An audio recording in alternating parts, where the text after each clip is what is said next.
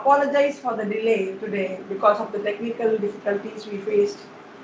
And as you all know, I usually start with a story. The, it's a kind of an icebreaker for me and a warm up for you, right? So in that way, I'm going to start a story today. It's about elephants. You know how huge the elephants are. Once a man was walking along the road and he happened to see a herd of elephants, all of them with a tiny rope tied to their front leg alone, and they were tied together. And none of the elephant was breaking it or trying to unknot the rope and run away. He was amazed, shocked, and surprised. How could such a mighty animal like an elephant be controlled just with a tiny rope like this? So he just asked the owner of the elephant, and he came out with the fact that these elephants were trained like that when they were very small. The elephants had been trying to cut the rope when it was small, but they found it very difficult because the rope was too big for them when they were small. So, but now they have stopped trying it because still they live in the same belief that it is huge. It is the elephant is huge, but still it believes that the rope is bigger stronger for the elephants to cut. So with this belief, they started believing that they cannot do it, they cannot cut it, they cannot run away. So when you get stuck, automatically you don't take any kind of an effort, and that is what happens with people who try to clear net. They make an attempt. During their first attempt, they feel that it's very difficult. They feel it is impossible for them. But they should know that in the process of learning, they'll find things familiar, they'll know more techniques, they'll know more about literature, and net becomes a simple task for them. So learn the concept that failure is part of learning. We should never give up the struggle in life. This is what I would like to tell you and start this program. And today's episode is going to focus on a very special writer, Edmund Spenser. Edmund Spenser, as you all know, is a literary legend. He had a very short span of time. He died when he was 47. So maybe he had a very short period of time to live his entire life. But with this short span of time, in 47 years, maybe he started writing when he was 15 or 18. That's when you start writing usually, right, as a professional writer. So in this short span of time, he has proved himself to be a great literary legend, that he is one of the important literary writers to be taken into account. So when you start focusing on a writer, you ought to know certain aspects, certain things as to how to proceed. First thing is, know to which century he belongs. What is his lifespan? This helps you to fix certain multiple choice questions as to whether the particular writer belongs to that era, that century or not, or belongs to that age or not. That is very, very important. So in that way, Edmund Spenser's lifespan, it goes from 1552 to 1599. And he was the foremost English poet of the 16th century. And he was the poet of an ordered yet passionate Elizabethan world. The Elizabethan world was known for its immense growth of literature, and in that period he excelled. And Edmund Spenser was a man of his times. He was known as a very special person amidst all the writers. His works reflect the religious and humanistic ideals, as well as the intense but critical patriotism of Elizabethan England.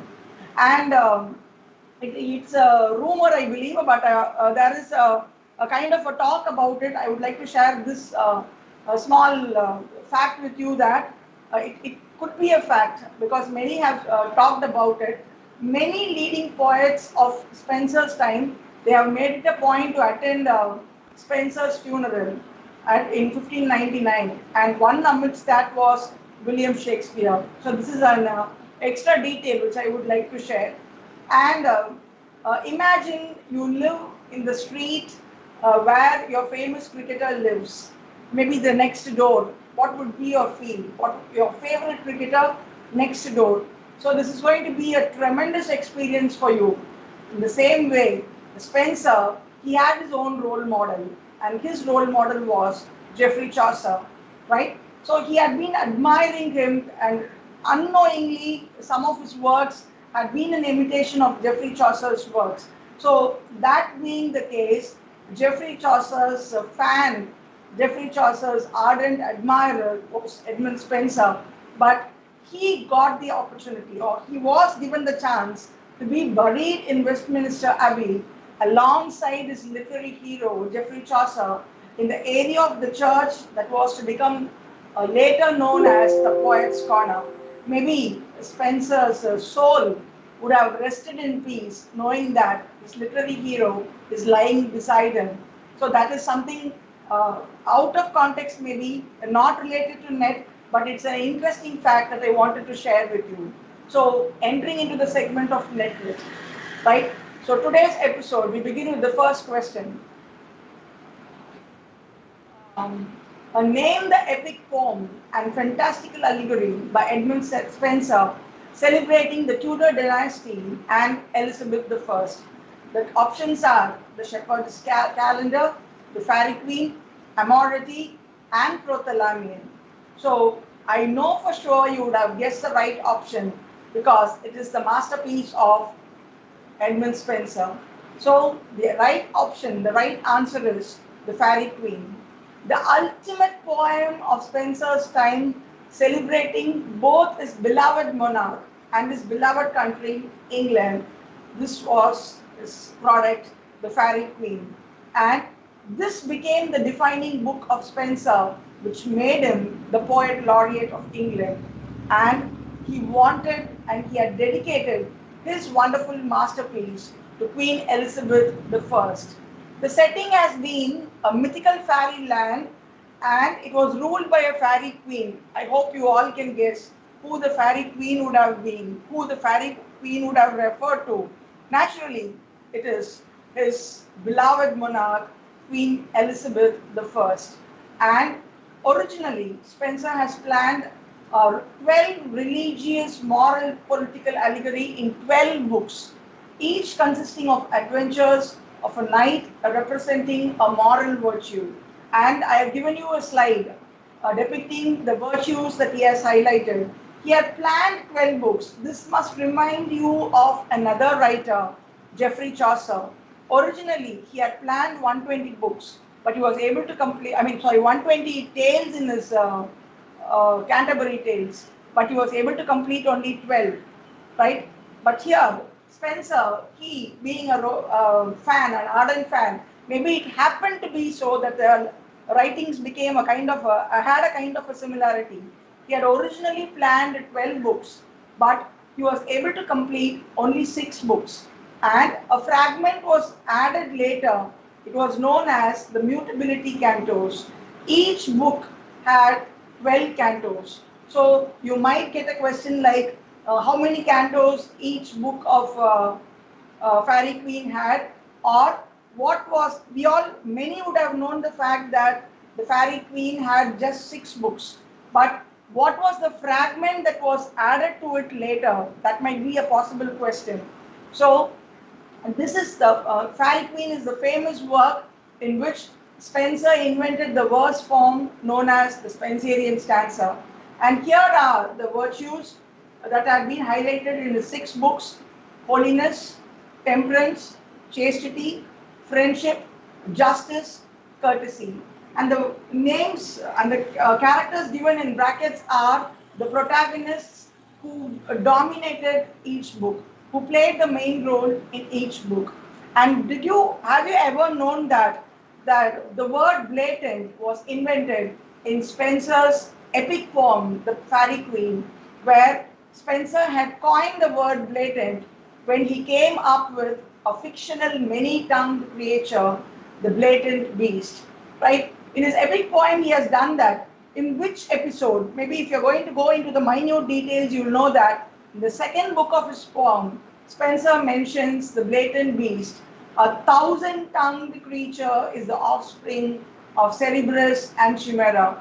So these are 2 minute details. I do not know whether you will be asked such questions. But when you get into reading such books or such summaries, automatically each and every detail given there gets into your head. That should be the way you should prepare for net. So this word blatant, it was coined by Spenser. That's the fact that you ought to know.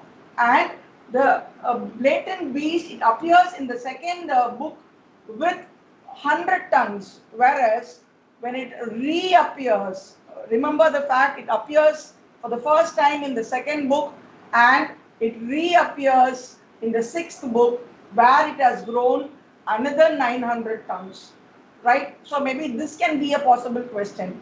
Which are the two books in which the blatant beast appears, or who is the one who coined the word blatant? So there are so many possible questions. Each and every fact can be turned into a question. So what you hear now might be like a story which you can remember very easily, right? So we all know that Spenser's masterpiece is Fairy Queen, but you ought to know another fact that it was, though it ran to more than 1,000 pages, the Fairy Queen was left incomplete. Imagine what a writer Spenser should have been. An incomplete work has been branded as his masterpiece. Imagine if he had completed all his 12 books as per his plan. He did not stop writing because it was boring. He did not stop writing because it was monotonous. He couldn't complete it because he was no more. So the writer had to stop his work because he was no more.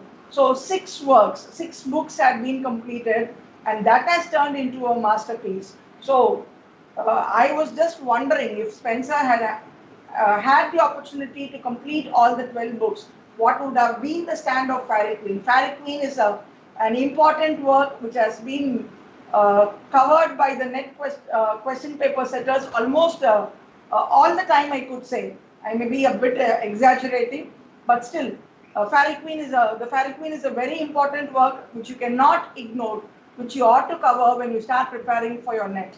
So moving on to the second question.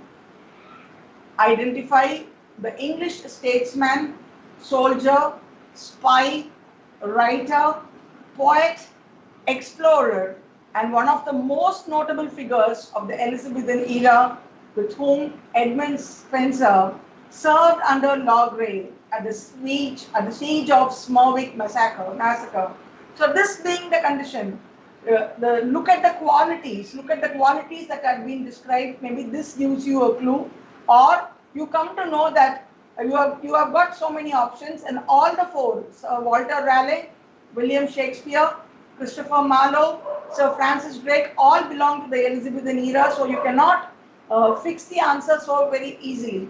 So maybe if you have read the biography of Edmund Spenser, or you have read so much about Edmund Spenser, you would have come to know that Sir Walter Raleigh and Edmund Spenser were closely connected with each other. So maybe this fact, if you had known, you will be able to easily fix the answer that Sir Walter Raleigh is the right answer. So to go into the explanation, I would like to share some important details about Spenser, because here the focus is not Raleigh, the focus is on this segment is exclusively for Spenser. So I thought I could add something about Spenser here. Spenser was called the second father of English poetry. So who was the first father? Who was the first father? Who was the father? First father is not referred to as the first father, it's the father. And last week we happened to know that it is Geoffrey Chaucer. He was called the second father because he has contributed so much. He was equal to that of Geoffrey Chaucer. But since he was given the label father, Spenser was given the label the second father of English poetry. And he was the greatest non-dramatic poet in the age of drama. This is something strange, odd, and that need to be appreciated, because we all know that Elizabethan age was the age of drama.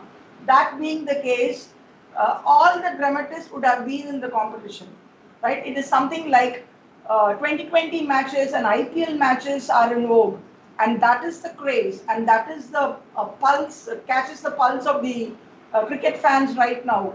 Imagine a man, a cricketer, proving himself in a test match. That is what was done by Spencer. All the dramatists and the drama was appreciated, was recognized by the audience. It was during that period Spencer proved himself as a great poet. That was something to be appreciated. You cannot deny that at all. And he is a close friend of Sir Philip Sidney. He is the originator and namesake of the Spenserian stanza and the Spenserian sonnet. They are named after his names, and he was the one who bridged the medieval and the Elizabethan periods. And do you know that Spenser, definitely you would have known this fact, that Spenser was called the poet's poet. If you're going to remember it as a fact, it's going to be vague, it's going to be boring, it's going to be just a detail, a datum that you're going to enter in your brain, in your memory. Whereas, if you're going to know why Spenser was called this poet's poet, it's not going to go out of your memory. Who called him so? Was it some Tom, Dick and Harry? Why did he call him so? If you're going to know the reasons behind it, even in your sleep, even if you're going to be in your 11th cloud or 12th cloud or also in your deep sleep, you would get up and tell the answer. The poet's poet is Edmund Spenser. So have some kind of a correlation with the things, the facts that you study. You're not going to forget it at all. He was called the poet's poet not because he was a great poet alone. It was because he was not a poet, not the poet for a common man. A common man who knows nothing cannot understand Spenser. That was the stuff that Spenser wrote. But he wrote only of poets and scholars. So the stuff that was given, the content that was written was so standard, and you can definitely say that he was endowed with the gift of poetry. He was endowed with the gift of poetry, that he was duly honored as the poet's poet, and that too by another literary legend, right? Another literary legend, Charles Lamb. So if you're going to just like that approach to make an attempt to read Spenser, you might get lost because it needs knowledge of classical mythology. It was absolutely necessary for a person to appreciate and understand Spenser. That was the stuff that Spenser gave. And it is believed he was the poet who was chosen as the agent of God, to write poems. So that kind of a classic quality was there in the writings of Edmund Spenser. A common man found it difficult, and the emphasis and the supremacy of poetry and greatness of the poet's occasion makes Spenser the poet's poet. Can you question? Can anybody question why was Spenser given the honorable title, the poet's poet? Is there a possibility?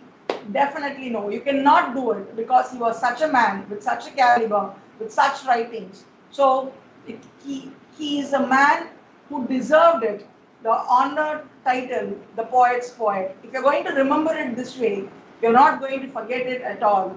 So with this said, let's move on to the third question, right? Read the question carefully, right?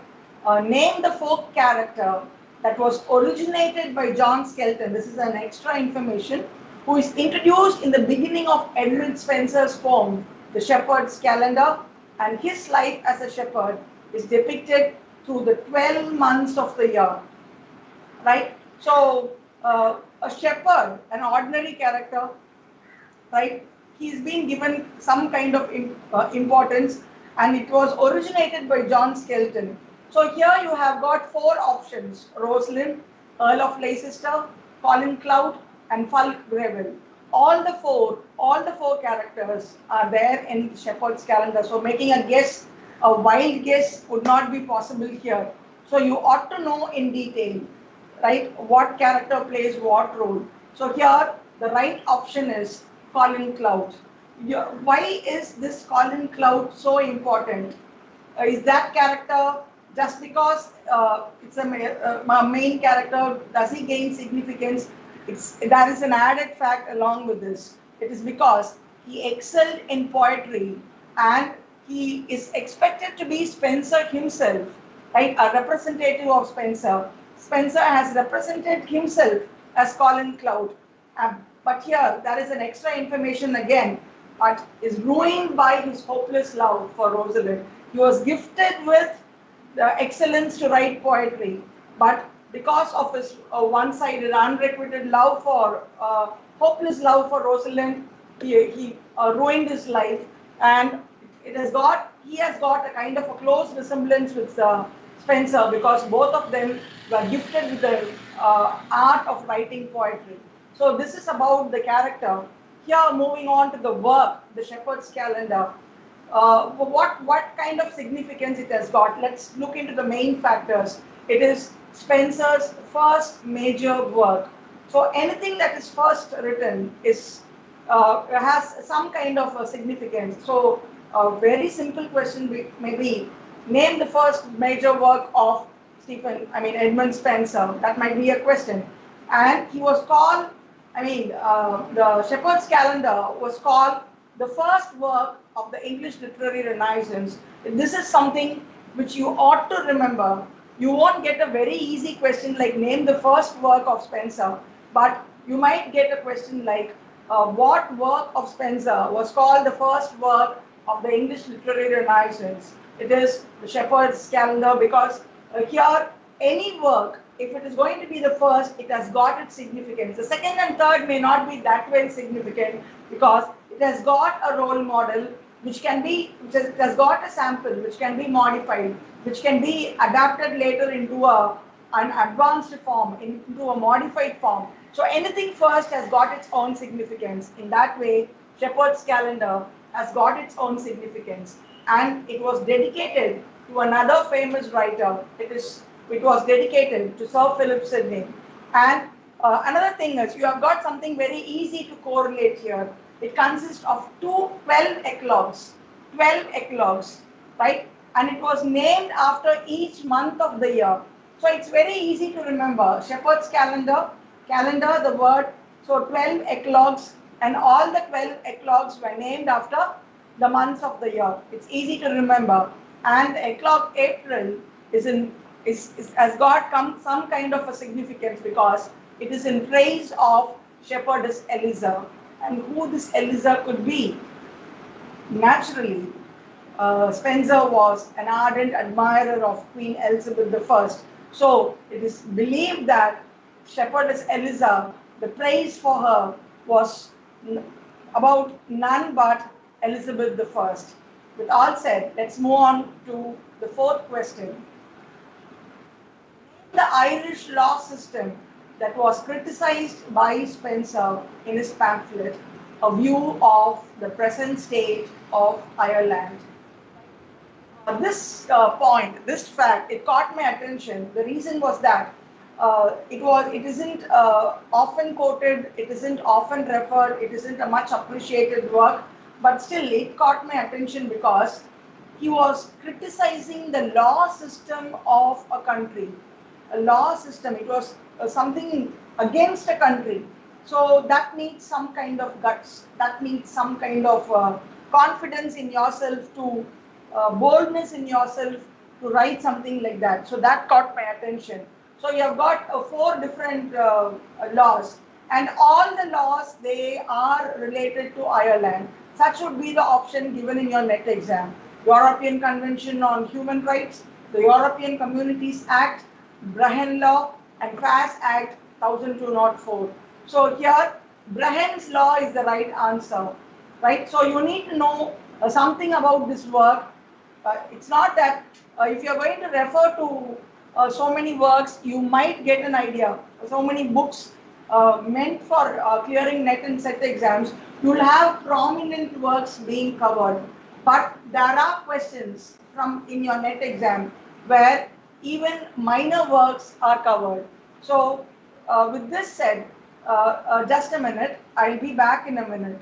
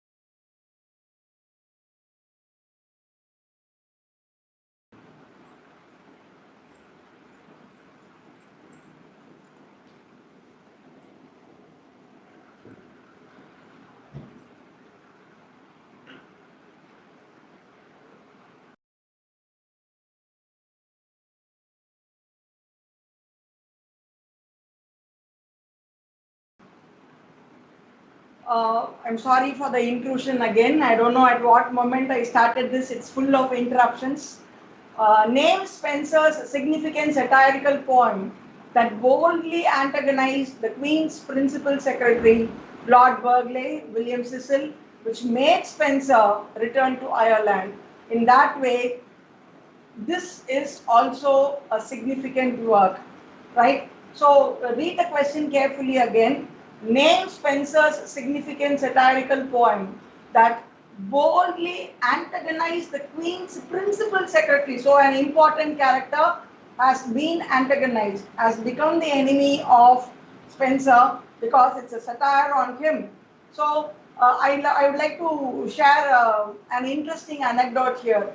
Actually, Spenser, when he had written Fairy Queen, Elizabeth the First was impressed. She wanted to honor Spenser, and she has granted a dollar, £100 for Spenser, and this was ridiculed by Lord Burghley because a song, is it worth that much? That was the question asked by him, and immediately the Queen herself grew doubtful, and she reduced the amount to half the amount.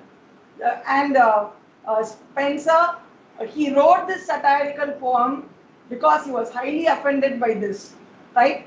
And what is that poem? That it becomes significant in that way. So you have the options: Astrophil, Colin Cloud's Come Home Again, Mother Hubert's Tale, A View of the Present State of Ireland. So these are the options, right? And all the works, they are related to Spenser, right? But here the right answer is Mother Hubert's Tale. It is a part of Spenser's collection, Complaints. It is a satirical poem on society actually, but a person who has done some kind of fault, a person who has done something against a person would automatically feel that it is meant for him. Maybe Spenser used it as a technique, maybe he used it as a tactic to show his antagonism against the chief principal secretary of the Queen, Lord Burghley. It is an allegory in search of political reform because half the amount was what was given by a queen was rejected. So maybe people should not be prejudiced, people should not be influenced. All these were a part of the satire. And it deals with the story of a sick, bedridden poet who has visitors who try to entertain him with stories, right? So only one the poet finds worthy enough to retell is the tale told by the old Mother Hubert about an ape and a fox, right? So that is the story which is titled as Mother Hubert's Tale, right? And you have another, you would have been automatically reminded of something else too. Inspiration from Geoffrey Chaucer's main work, The Canterbury Tales. The title itself would have made you feel that, right? The animals are representative of public figures of the time period. So the political reform he wanted to highlight, he did not talk about it exactly. He referred to the animals, and that referred to the public figures of the time period. This had some kind of a relevance. So with that said, let's move on to the sixth question.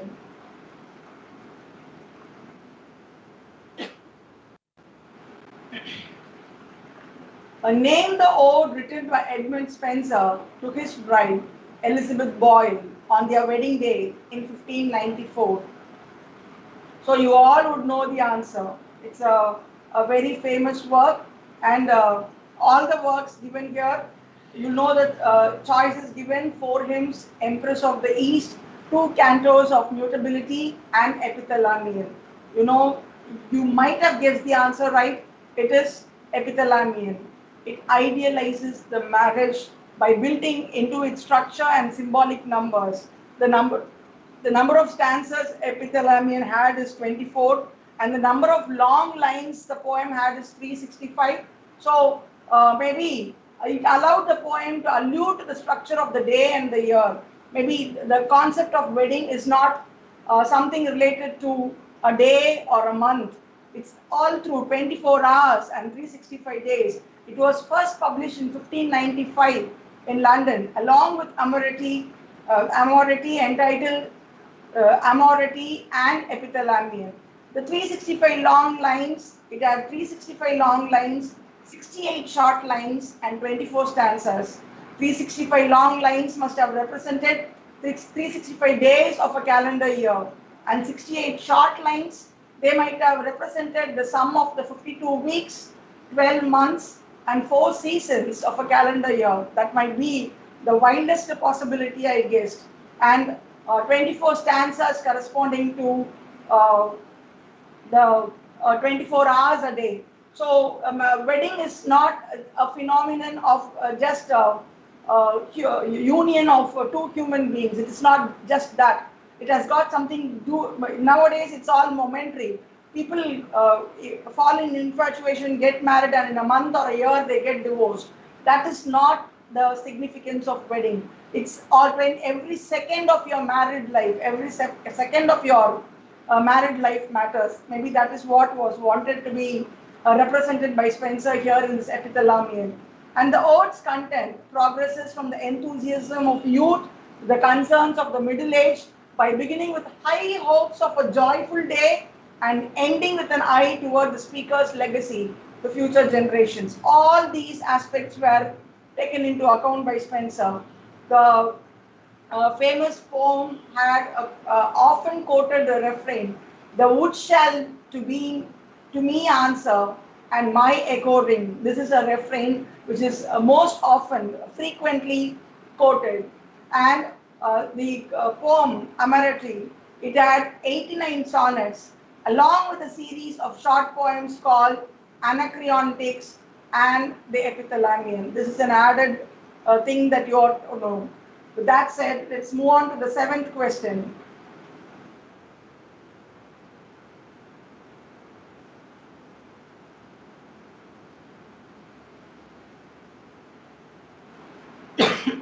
Excuse me. Identify the poem by Edmund Spenser, which was dedicated to the most beautiful and virtuous lady, the Countess of Essex, Frances Walsingham, Sidney's widow. You all know that Sir Philip Sidney was a very close friend of Edmund Spenser. So he had written a work and he had dedicated it to Sidney. So, it was written to the most beautiful and virtuous lady, and it was Sidney's widow. So the options given here are Colin Cloud's Come Home Again, Astrophel, Complaints, Amority. So in case you are familiar with Sidney's works, you would have guessed the answer right. The answer is Astrophel. A pastoral, I can talk something about Astrophel here. It is a pastoral elegy upon the death of Sir Philip Sidney, who had died in 1586. The title significance you'll have to know here, because Sidney had written a sonnet series under the title Astrophel and Stella. So maybe he wanted not directly to mention Philip, but he had admired that work. He had named it Astrophel. It was published in a volume called Colin Cloud's Come Home Again. So maybe the clues given here may mislead you at times, right? So this appropriate answer is Astrophel. It includes other poems besides Spenser's. There are 2 elegies. So it doesn't consist of Spenser's elegy alone.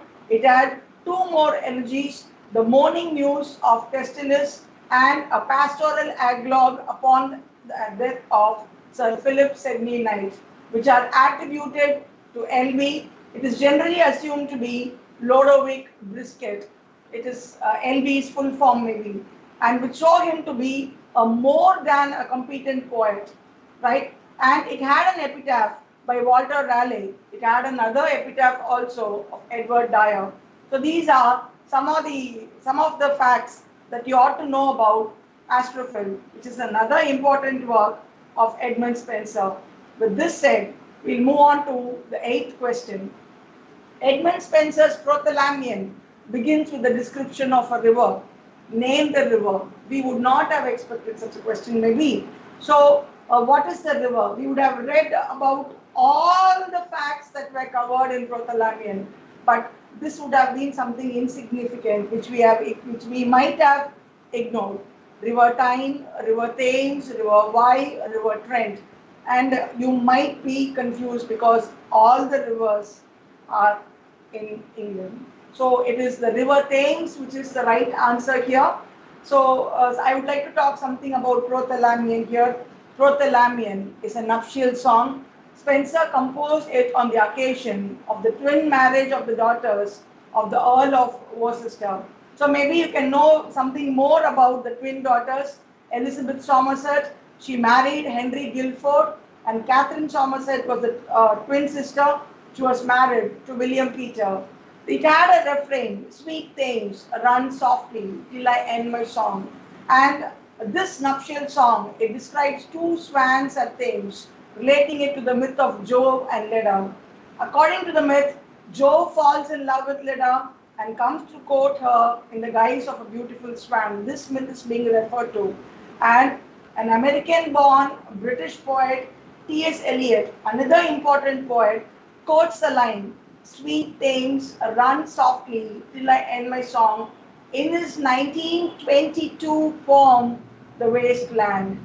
Prothalamion was written centuries back, and that poem was referred to by another poet, a famous poet, T.S. Eliot, in his masterpiece, The Waste Land, where the refrain was quoted again by T.S. Eliot. So let's move on to the 9th question. Name the sonnet number.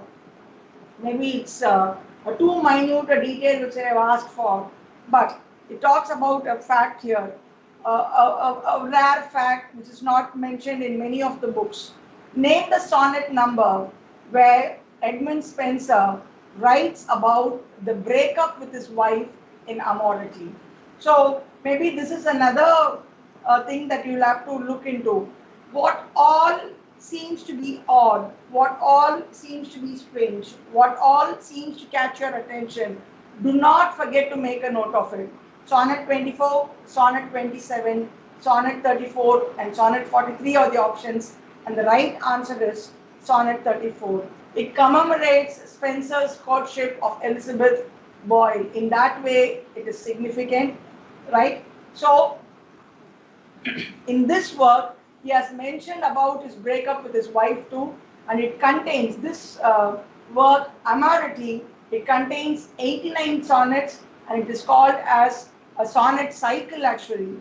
It uses subtle humor and parody while praising his beloved, right? And Amority is literally, it has got its own definition, it has got the word, it has got its own meaning. At times it might be the question, little loves or little cupids. So cute the name is, you will not forget it, little cupids. If you're going to remember it as Amority, you might find it difficult to remember. But remember as little cupids. You can never forget Amority, Elizabeth Boyle and Spenser too. So it maintains metaphors of nature, and Spenser, here he does not directly talk about the female counterpart. He refers to her in third person. Maybe he wanted to make love a universal factor. That is why he hasn't mentioned directly the female counterpart. And he uses subtle humor and parody, and that is an added effect. And Spenser employs the method of developing an argument. That is how this work proceeds. I'm talking about Amority here, not Sonnet 34 in specific, the sonnet cycle. The sonnets begin on January 3rd and end on May 17th, and appear to be written for the period leading up to Spenser's wedding to Elizabeth Boyle on June 11th, from January 23rd to May 17th, and on June 11th they get married. So that period is totally covered. And Sonnet 22, it corresponds to Ash Wednesday. Sonnet 65 corresponds to Easter Sunday. And in between you have 46 days. Every number has got a significance. So maybe Spenser had it in his mind. These intervening 46 sonnets, they match up with the scripture readings prescribed for the Lent days. Lent days, which is usually 46. Maybe he highlights religion and God, thereby celebrating the theme of divine love in his work, Amorati. And until sonnet 67, the sonnets primarily focus on the frustration of unreturned romantic desires, maybe one-sided love. Maybe Elizabeth Boyle did not accept his love, and what his experiences were then, that was portrayed in the first 67 sonnets. The frustration of unrequited love is a common theme in the Elizabethan sonnets, and that was there in the first 67. And the sonnets that follow sonnet 67 celebrates the happiness of love shared between two people, Spenser and Elizabeth Boyle maybe. So their love, when it was reciprocated, that becomes the ultimate happiness. That gives you ultimate happiness. That was written. It was celebrating the divine love. So this celebration of successful love is not something common during the Elizabethan sonnets. I mean, in the Elizabethan sonnets, because Elizabethan sonnets generally focused on unrequited love. So from sonnet 68 onwards, Spenser started deviating from the general format of the general theme of the Elizabethan sonnets, unrequited love. And Spenser focuses on courtship and the power dynamic in successful relationships. In particular, he wanted to portray that women want to have the authority in a romantic relationship. Or maybe women are powerful, women have the authority, women have the control, and that is why men feel weak in front of women. Behind every man, there is a woman. You can take it that way. And this might echo Geoffrey Chaucer's central theme in The Wife of Bath from the Canterbury Tales. Women, they had the authority in the romantic relationship, right? So this is all the aspects you have to know, you ought to remember when you think of Amorati. So let's move on to the last question of Netwit, the lines from Shakespeare's A Midsummer Night's Dream. On the 9 muses mourning the death of learning, first deceased in beggary, refer to a poem in the Spenser's Complaint. Name the poem. So Spenser's Complaint is an important work. It's a collection. It had so many poems. And here the question asked is, the lines are from a famous work. Maybe the lines which Spenser had written, that particular poem was not that significant. But Shakespeare's Midsummer Night's Dream had its own significance. Where did Shakespeare take that line from? The tears of the Muses, the ruins of Rome, Virgil's gnat, or the ruins of time? The answer is the tears of the Muses. It was dedicated to Alice Spenser, the Countess of Derby, and it lamented the poverty and neglect suffered by poets. So here, this is about the poem. Now about the collection, the complaints. The volume had its own subtitle. You generally have to focus on the full title of certain works and the subtitle of certain works. So the volume subtitle was Sundry Small Poems of the World's Vanity. That has its own significance. And this complaints, it satirizes Queen Elizabeth's projected marriage to the French Catholic Duke of Alencon, a prospect that had greatly alarmed the Puritan faction at court. This is why the work, the complaints, becomes significant, because it is a satire on Queen Elizabeth by her ardent admirer Spenser. So in that way, Spenser's work, collection, the complaints, it becomes very significant. So that is to do with Netwit. The next thing that is to follow, as you all know, it is the much awaited Quick Wit. I don't know whether we are going to have participants today because we have missed that timing, but let me go and make a try. Before that, let me explain the rules. We are trying a method of Mentimeter, right? So I would like you all to Google and open, please go to www.menti.com, which is given both in the description box and the chat box, right? Click on that and type the code number. The code number is 344 301 61. 344 301 61. Answer the question as soon as the question is asked. The person with the fastest and the correct answer will top the leaderboard after each question. The winner will be decided based on the correct and fastest answers, and the winner will be declared towards the end of the quick wit session. The winner will be honored in Literal's Telegram group the next day. Make sure to join our Telegram group using the link given in the chat box. The Telegram group, the winner will be honored. You do not know, you might be a winner, right? So let's go. I tell I think you'll find the website in the chat box, and you'll find the code number 2. Get ready, and here I am to share the screen.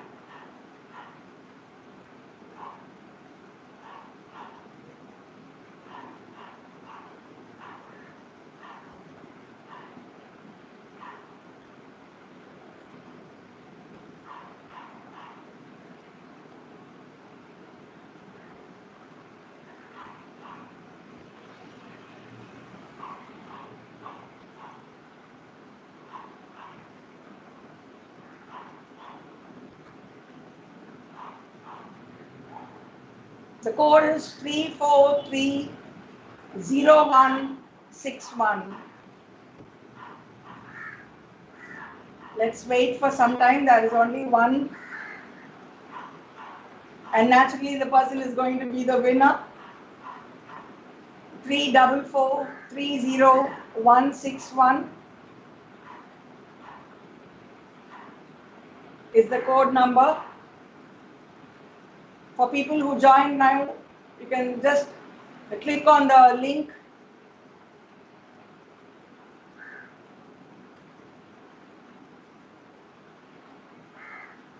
So we may have a lucky winner today with no competitors.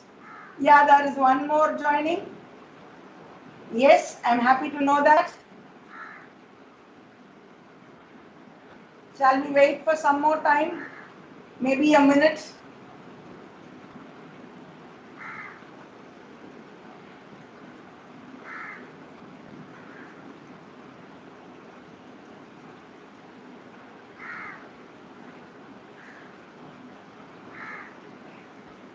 It's because of the technical delay we got, technical issues we got delayed, and viewers, they lost track, and we have just 2 members. Yeah, there's one more joining, and the other one went off.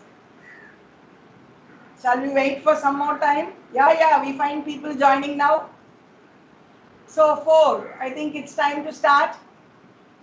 So let's make a go. Answer fast to get more points.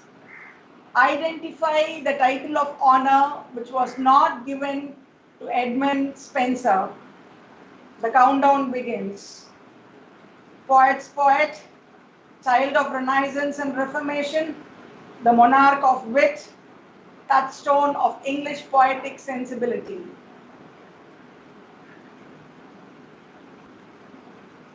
Four, three, two, one. Everyone has voted, and you've got the answer. Let's see who tops the board. It is Anushya. It is Anushya who has topped it, the fastest and the correct answer. Let's move on to the second question.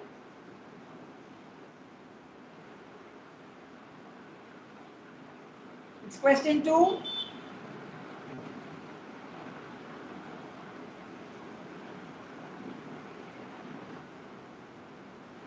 Answer fast and make it correct too.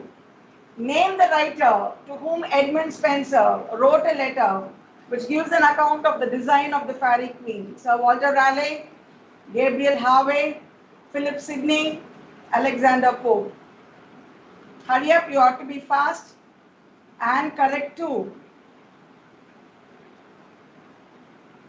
Everyone has voted. So let's move on to the leaderboard. Let's see who is going to top now.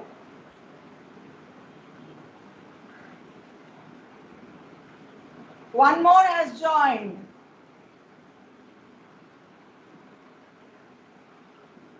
So the fastest to answer is Careless Dirt. That's great. So the competition is becoming tougher. Second comes Ramesh Gauri, and Anusha has moved to the third position, and you've got one more. In the fourth, it's Raj, and fifth is Johanna. So let's move further to the next question. Question 3. Make it fast. Name the important work by Sir Philip Sidney that praises Edmund Spenser: An Apology for Poetry, Astrophil and Stella, The Countess of Pembroke's Arcadia, The Sidney Spouse. The time is going, it's clicking. People are taking time to vote this time. 3, 2, 1, and everyone has voted. The right answer is An Apology for Poetry. Let's see who's leading now.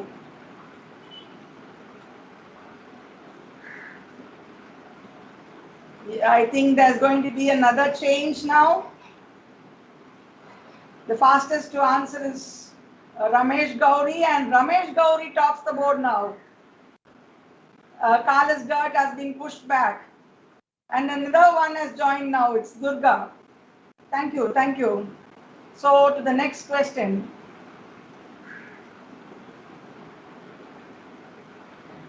Question 4. Be ready. Fingers to your keyboard. Past answers and correct answers. Name the proposed 16th century club dedicated to the reformation of English poetry, which involves Spenser, Harvey, Dyer, and Sir Philip Sidney. Areopagus, the Castilian Band, the Dandron School, Fireside Poets.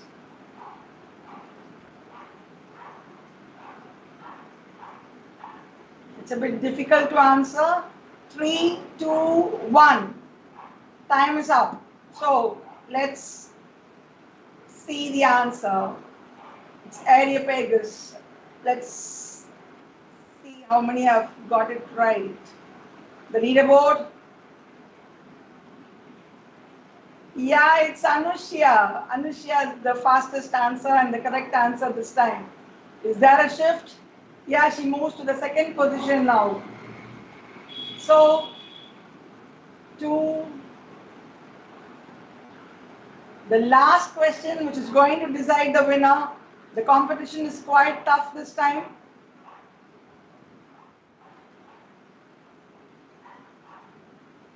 Name the tragedy written by Shakespeare after reading Canto 10 of Book 2 of Spenser's The Faerie Queen. Macbeth, Othello, Hamlet, King Lear. Let's see who is going to be the winner.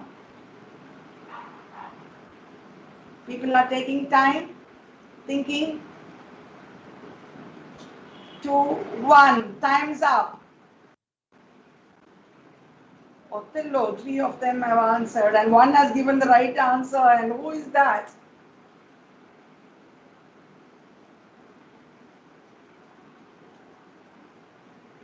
It's Raj. So we are going to have a kind of a shuffling, and the winner is Ramesh Gauri, the literal topper. The winner is Ramesh Gauri. Thank you. We thank all the participants.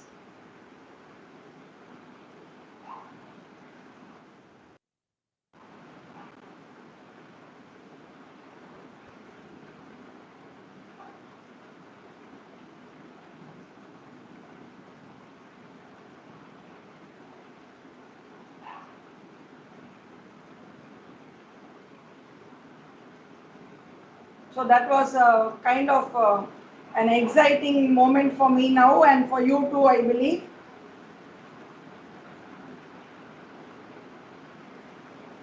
So with that, we come to the end of the segment, NetWit. Here, we this week with our literary theory series, we have structuralism. It's a complicated concept which is going to be simplified for you. You will have you can find the Google link for registration in our chat, in our description box. Thank you for joining us. Thank you. Hope to see you next week. Thank you.